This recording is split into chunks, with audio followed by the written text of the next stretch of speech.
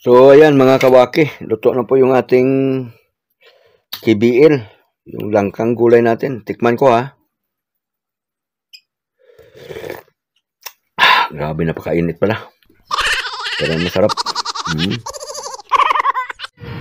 Habang nagbablog tayo, makikita nyo po ang inyong mga shoutout. Antabayanan nyo po mga kawaki.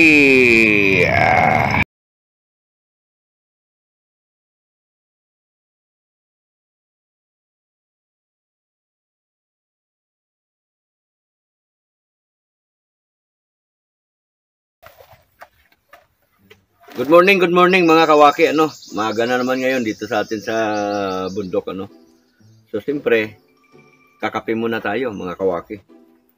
Ayan. Kanda na po itong mga kape natin.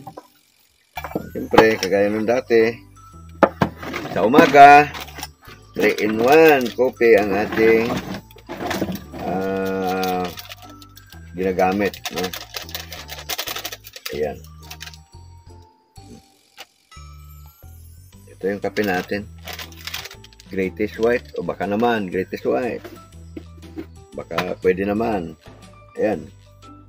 Siyempre, konting asukal lang, mga kawaki. Ayan. Tapos, kahit tayo ng tubig, mainit. Itong thermos ko ay talagang malupit ito. Kahit 24 oras, hindi siya lumalamig, mga kawaki. Ibang klase ito. Ayan. Saka siyempre, dito sa bundok, karaniwan na talaga ang ating almusal ay ayan. Nilagang saging. Wow! Siyempre, ang nagpapasarap sa nilagang saging natin ay, pakilagay nga ito doon. Mayroon tayong bagoong na alamang. Yan, dami. Yan. Sa amin sa Negros, ang tawag namin dito ay ginamos. Kinuha na ito, yung ginisa na siya. Ginisa na bagoong alamang. Mayroon tayo dito sili. Ayan. Ayan. Marami tayong sili ngayon kasi yung ating sili ngayon namumunga na, mga kawaki. Ayan. Dami. Nung niluto kasi ito, mayroon na rin namang sili. Pero hindi masyadong maanghang. Kaya ang gagawin ko, mga kawaki, lagyan ko ng panibagong sili. Pipisaan po natin. Patong muna po natin dito yung ating sili. Ayan. Ito pa namang sili ko, napakaanghang pa naman. Yung sili na tawagin ay tuktok uwak. Medyo malupit ang anghang nito, mga kawaki. Kape po. Ayan, kape. Kape. Saka saging. So ito. Almusal tayo. Dalawang klase kasi itong bagoong namin. So ito, unahin ko muna to. Kukunti na lang para maubos to, mga kawaki. Ayan. Saging, sausaw sa bagoong. Bagoong alamang. Ayan. Bagoong alamang. Pisaan natin ng sili, mga kawaki. Ayan.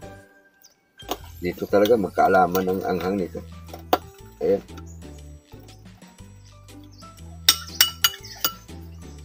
Ayan. Halo-halo natin. Bakit tiniwalay mo sa'yo? Ayaw mo manghang? Maanghang na kasi ito eh. Ayaw ko ng sobra. Oo. Yung tama-tama lang yung sa akin. Yung sili kasi herbal din yan, mga kawaki. No? Kuwan din yan. Maganda din sa katawan. Ganda ng saging namin. No? Nilagang saging na saba. Oo, wala ka ng kuwan dyan. Tinidor. Ayan. Ayan. Ayan. Siling labuyo. Maliliit lang siya pero mapipintog to, mga kawaki, yung aming saging. Yun, no?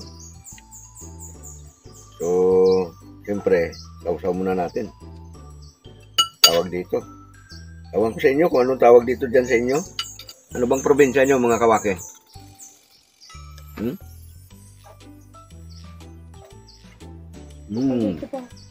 Yan. Ayan, upo muna ako para makita yung mukha ko, mga kawaki.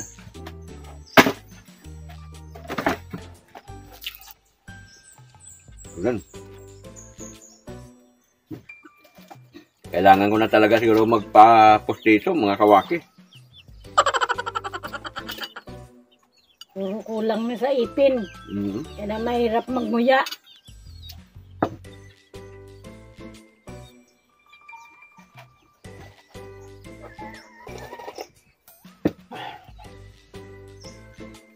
Mamaya po magbabalat ako ng langka kasi magugulay tayo ng langka. Yung tawag dito sa ulam nito doon sa amin na may Negros. Kahit dito, tawag ko dito ay kibiil. Ano ba yung kibiil? Yung K, yun yung kadyos. Yung B, yun yung baboy. Yung L, yun yung langka. Kaya kung tawagin siya ay kibiil. Sinasabawan yan, di ba? May sabaw-sabaw yan. Pagkatapos, siyempre, masarap yun. Nasa iyo rin yun. Kung nasa inyo po yun, kung pwede rin siyang lagyan ng sampalok para medyo masim-masim. Pwede nyo rin siyang lagyan ng maraming sili. Depende sa panlasa nyo. Pero tanong ko sa inyo, mga kawaki, diyan ba sa inyo, anong tawag sa ganong klase ng lutong ulam? Gulay na rin yun eh, di ba? Gulay na rin. Masarap na gulay yan. Damihan mo ng sabaw mamaya. Para kung sakaling may dumaan dito, pakainin natin. Tuwing luto kasi namin dito ng ulam, kasama yung kapitbahay. Lagi pong may pasubra yun, mga kawaki. Pag magluto kami ng gulay, maramihan. Ginamos. Ayawan ko ba talagang yung ginamos o kaya itong alamang, no? Kapag ka i-combination mo sa nilagang saging, itong saging na hilaw o kaya sa kamuting kahoy, masarap talaga siya, mga kawaki. Kung kayo mayroon din karanasan sa ganitong klase ng pagkain, pakikomento na lang. Mga kawaki natin dyan, na mga OFW, nandyan kayo ngayon sa ibang bansa, baka siguro namimiss nyo na itong ganitong klaseng pagkain. Ewan ko kung mayroon din dyan sa inyo. Yung mga OFW, saan man kayo panig ng mundo. Paki-comment nyo nga kung doon, dyan sa lugar nyo, kung mayroon din ganito, kung nakakain din kayo ng ganito. Para malaman din natin. At saka kung saan kayo banda. Mga subscriber natin dyan sa Hong Kong, sa Japan, sa Europe, sa Indonesia, sa Malaysia. Mayroon tayong mga kawaki na nandyan. Pero talaga, kami nung bata pa kami, kasi laking bundok din talaga ako, no? Laking probinsya, no? Ito talagang madalas naming kinakain. Minsan nga, yung pananghalian namin, ito na. Pananghalian namin, almusal, pananghalian, hapunan. Palit-palit lang yun. Minsan mais. Saka ito, kasi may pagkataon sa may probinsya na talagang sobrang hirap ng buhay. Hindi kami makakabili ng bigas nung panahon na yon dahil marami kaming magkakapatid, mga kawakiwak. Yung trabaho naman ng tatay ko, pagsasaka lang din. No? So lalo na kapag kalimbawa ay off-season, yung tinatawag na off-season, yung tag-init. Wala masyadong bunga yung mga tanim, wala masyadong trabaho. Kagaya ngayong buwan na ito, ngayon ang umpisa. Kagaya ngayon, dito, simula na yung init dito sa amin sa bundok. No? Ang maganda lang dito, marami tayong makukuha mga pananim. Kagaya ng mga kamuting kahoy, saging, yan. Mayroon tayo dito.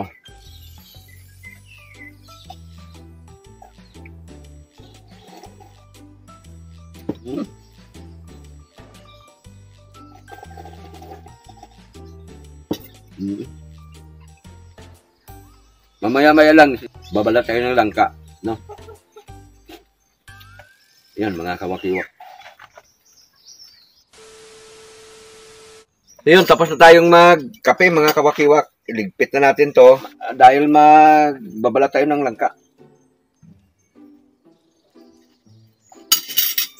Tapos na ang kape. Tapos ko balatan yung langka, bababa ko doon mag-grass cutter. Abang si Mrs. Wakiwak naman, lulutuin mo na yung langka. So, iligpit muna natin to. Para wala istorbo.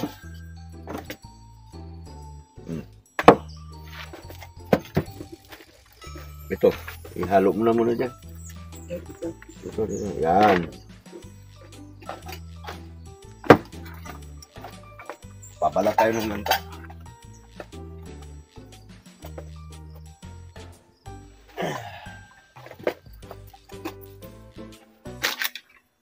Yeah, atin to. Yan, mga kawaki.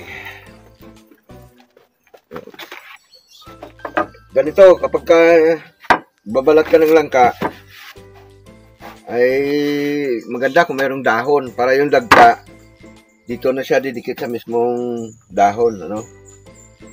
Tapos ito, mantika po ito, mga kawaki. Para hindi dumikit yung dagta ng langka dito, magpunas ka ng mantika. Ayan. So ito lang isang kamay ang gagamitin natin kasi isang kamay gamit naman ito ng itak eh. So kahit na madagtaan yung kamay mo, hindi siya basta-basta didikit.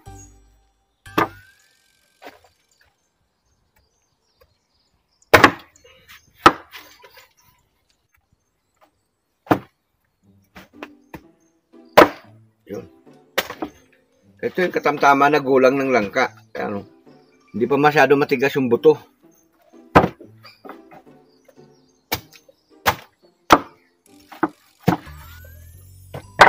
Madali lang ang pagbalat ng langka. Ayan, tingnan nyo ha.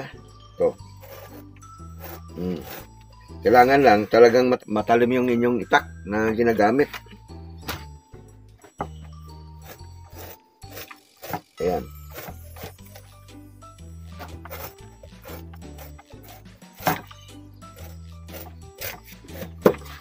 Itong gamit ko ay guna.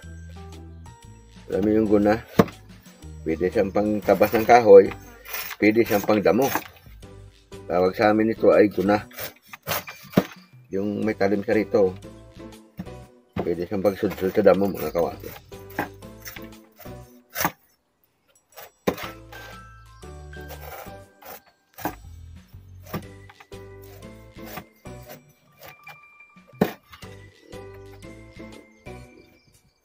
Ayan.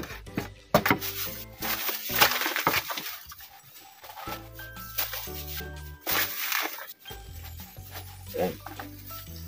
Para mawala yung dagta, ayan, punas-punas. Ayan.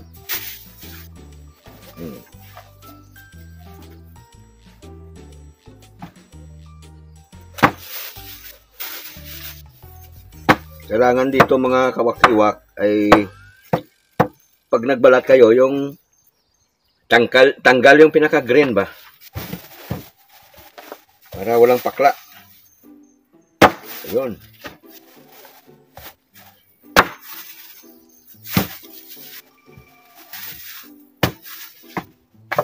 Ayan.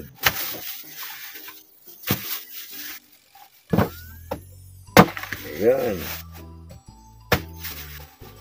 Isang buong langka na yung ating gugulayan. Kasi hindi naman ito masyado kalakihan, mga kawaki.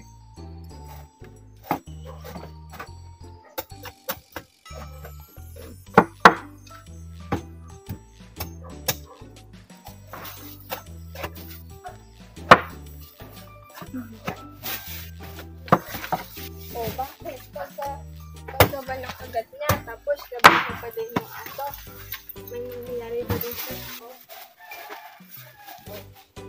Sardinas, pwede rin ito ihaluan ng sardinas, mga kawaki. Sardinas. Ayun. Masarap din siyang haluan ng yung daing.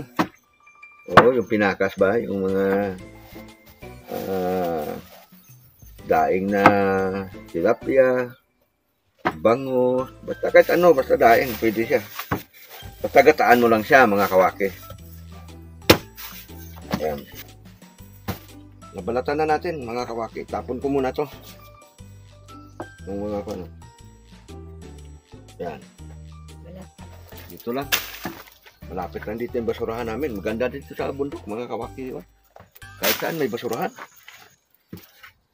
Pero siyempre, iniipon natin to. Yan o.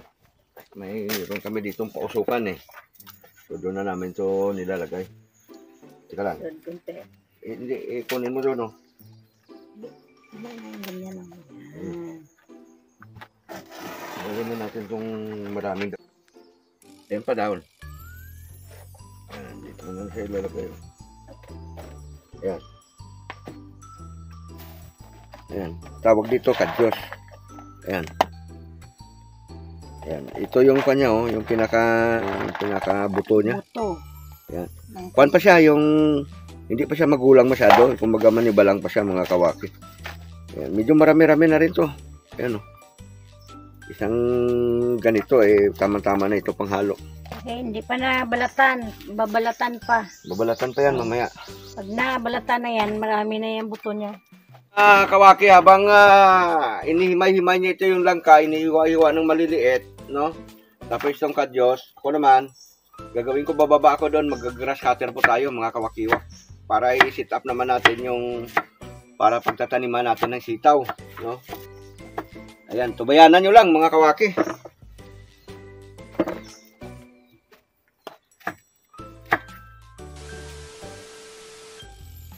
So ito na, mga kawaki. Ito na yung mga ingredients sa iluluto nating gulay na kibiil. Ito po yung kadyos. Yung kadyos natin, yung hindi pa siya tuyo ba. Kumbaga manibalang, kaya madali siyang ilalaga, no? Ayan, kadyos po yan. Ito yung pinakatuyo niya na, oh. Dalawang klase kasi ang kadyos, yung kulay brown at saka yung kulay itim. O yun, ito ay kulay brown siya, no, mga kawaki. Ang atin namang langka ay, ayan, nahimay na po. Ito na. Ito namang baboy natin, pinakuluan na namin to. Kasi kagabi pa namin to binili. Pinakuluan na namin kasi wala naman tayong rep dito. Para hindi siya mga moy ba.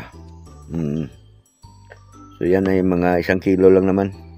Dalawa lang naman kami dito. At saka yung mga kapitbahay namin, yun lang naman yung kakain nito, no? Shout out kay Rick Aninga TV, Idol Ka Business, Papa Dins, shout out po sa inyo.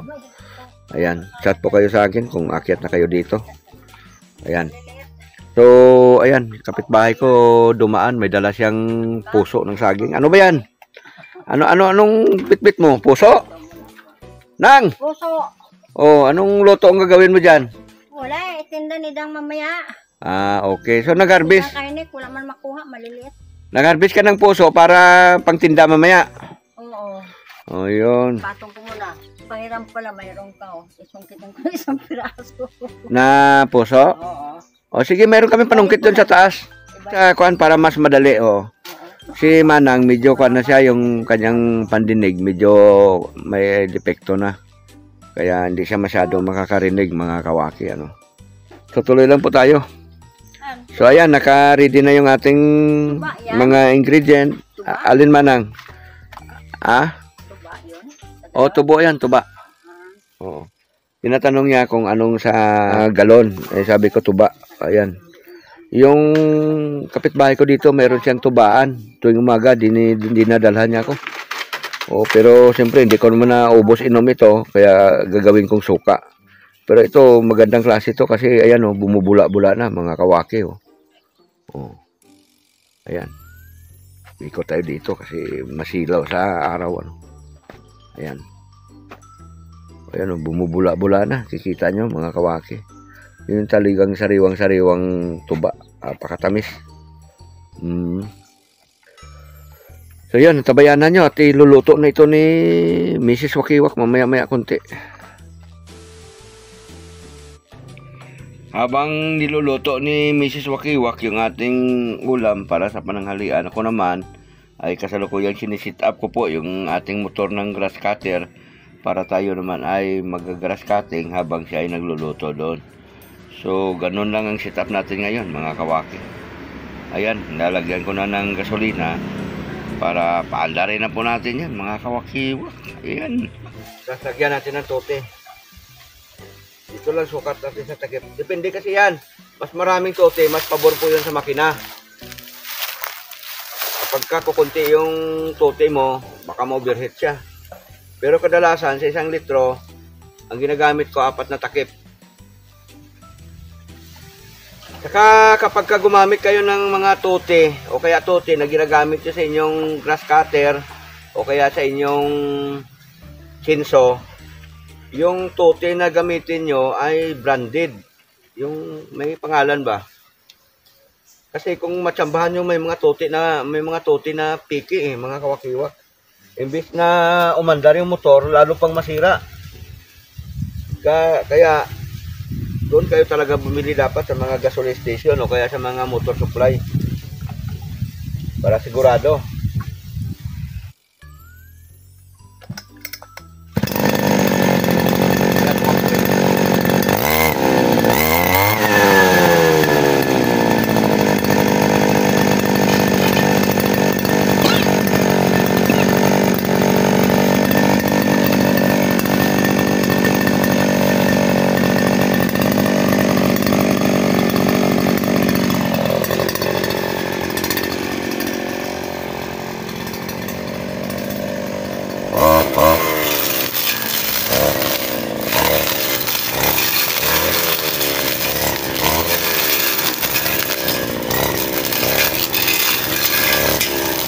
Dadaan ko lang kasi mabato sa lugar na to mga kawaki.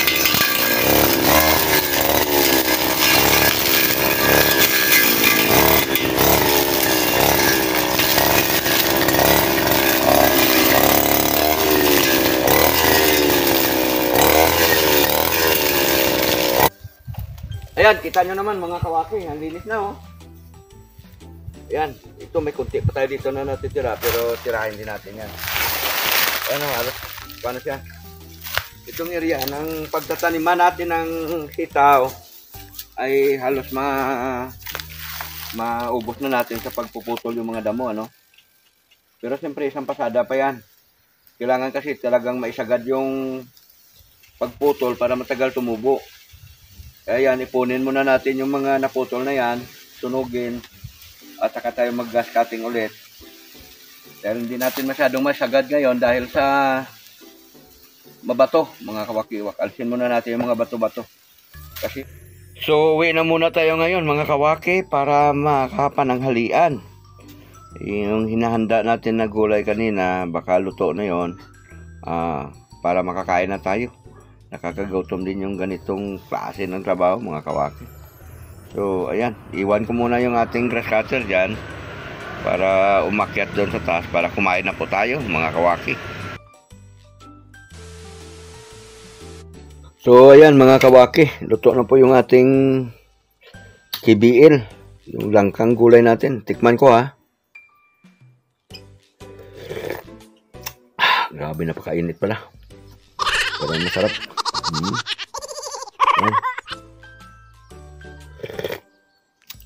Kain na po tayo mga kawaki. Papisto ko lang yung camera ko para makabuilo tayo ng pagkain.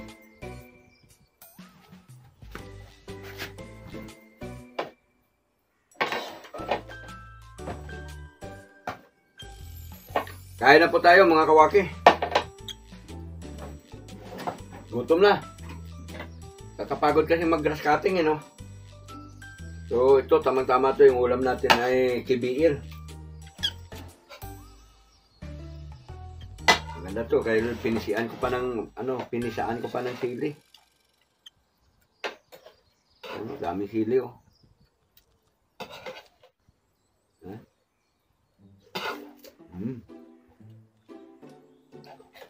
Kain po tayo, mga kawaki.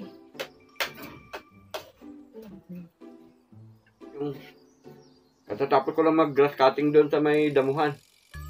Kaya ito, marami tayong makakain ngayon. Kain po tayo. Sarap to yung gulay oh. KBL. Sarap kay bagong luto, may init-init pa. Saka may dagdag pa na isang ulam oh. Laing yan, laing. Yung ulam namin. Binataang gabi, laing. Yung ulam namin kagabi, Laing siya. may natira pa, yan. Hindi naman panis, kaya kainin na namin. po.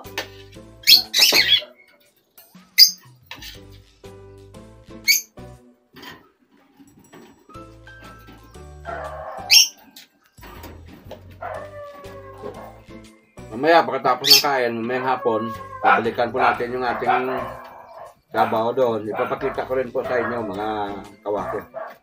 Ang pinaka-supplings namin ay tuba. Saan pala yung royal natin? Nandyan sa jug.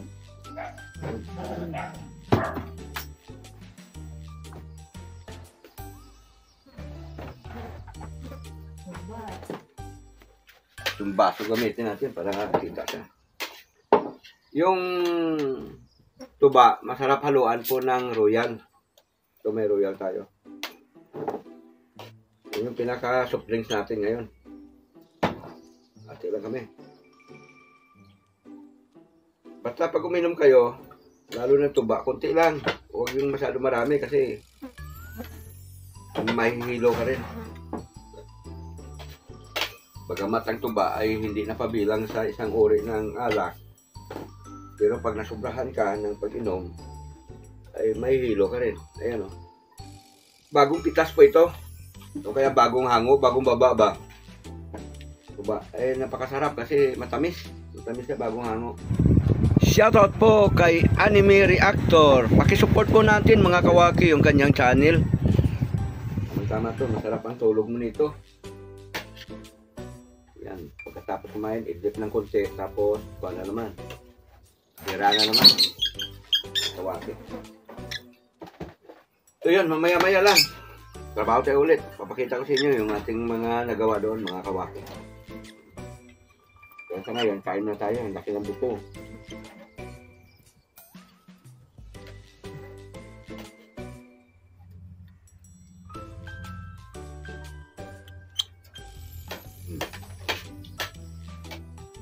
Ano po kasi yun?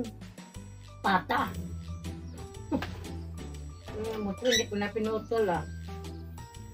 Pata ito. Siguro inahin na baboy itong nabili namin. Laki na. Sa baryo ito, no? Baryo. May bilihan din kasi dito sa amin tawagin baryo.